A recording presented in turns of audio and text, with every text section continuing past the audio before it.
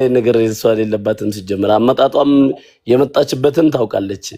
ስለዚህ እባክህ እህታችንን እንደምናም ብዬ ከዛ ዘጋውበት خلاص። ይሄ ቅድም ሲጀመርን ይሄ ዋንትያ ፊት ለፊት አውሪ የተባልሽውን ይሄ ብሎኛል በይ እኔም አለው ያልኩሽ ለዚህ አሁን አሹ አንተ እኮ ያልከው ነገር ብሏል እሱ ጃዝን ከጃዝ ጋር ተስማምተው እንትን ብለው ሄደዋል ነገር እሱ እኔም አውቃለሁ ሰምቻለሁ እኮ ይሄን ቅድም እኮ አውሪ ስልሽ የነበረው ለዚህ ነው። እሱን እንዳረሰው የሚያሰማው ልጅ ይምጣ ጃዝን ጥሩት ናገባና ኦዲዮን አሰማን ሙለር ከቤራ አምነዋለሁ በዚህ ጉዳይ ያስተረጉሙልኛል ወይ ዘመዶቼ ጋር ደውላለሁ። ስለዚህ ጃዝ ይምጣና የቤኪ ከቤራን ኦዲዮን እንስማ።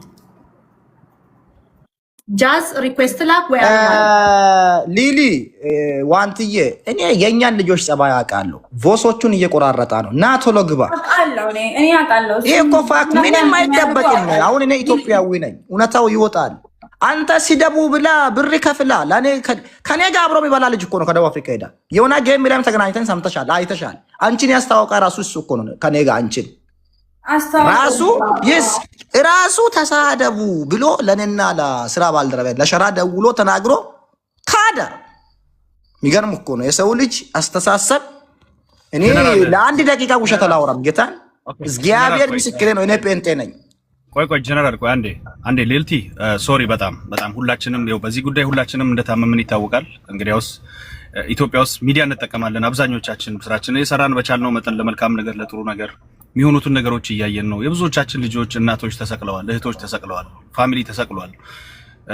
እኔ እንደ አንድ ኢትዮጵያዊ በዚህ ጉዳይ ልጆቼ፣ እናቴ፣ ሚስቴ ፐርሰናል አላደርገውም መጣለሁኝ። ዋንትያ እህቴ ናት። ልጄ ዋንትያን ልትደርስ ሜቢ 2 ዓመት 3 ዓመት ቢቀራት ነው። እኔ በልጅነቴ ነው የወለድኩት። እያለቀስኩ የነገርኳቸው ሰዎች አሉ።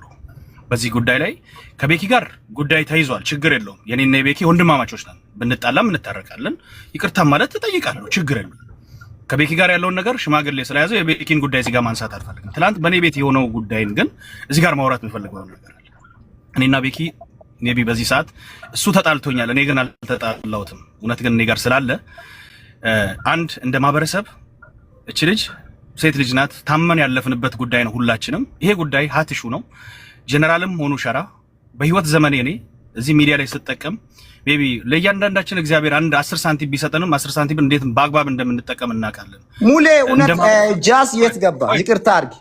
እውነታው እንደዚህ ጮይ ወጣ ከታች አለ ሳቡን እያለ ነው። ከታች አስገቡኝ እያለ ነው አለ። ፈልጊ እኔ ላውራ ይኸውልሽ እሱም ይመጣል። አሁን የተቀዳ